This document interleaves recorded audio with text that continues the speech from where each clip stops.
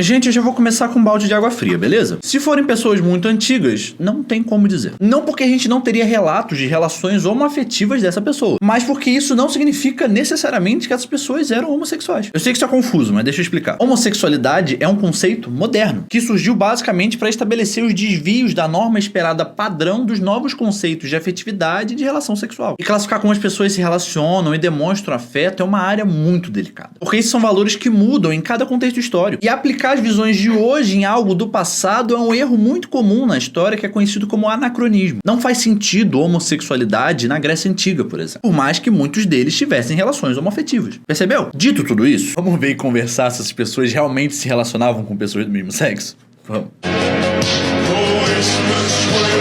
Muito provavelmente sim, por conta do contexto histórico, onde as relações entre homens eram amplamente aceitas pela sociedade. E ele é o personagem mais polêmico nesse assunto, especialmente por conta da sua relação com Hefesto, que é um dos seus generais e um dos seus grandes parceiros, vamos colocar assim. Nunca se foi relatado nenhuma relação sexual ou afetiva entre eles, mas nos relatos antigos, eles eram comparados com Aquiles e Patroclo, que também não são explicitamente um casal, mas muitas vezes são interpretados assim sim. E também existe relato do seu pouco interesse por mulheres. E isso pode ser, em parte, um olhar cuidadoso sobre a percepção pública em cima da sua figura, um olhar filosófico de conseguir controlar os seus desejos e prazeres, ou ele só não ser muito fã da fruta mesmo. Mas a gente não tem como saber e, obviamente, essa informação vai ser passada e enviesada por quem quer transmitir certo discurso. Seja que ele de fato seja homossexual ou não. Conclusão? Inconclusiva.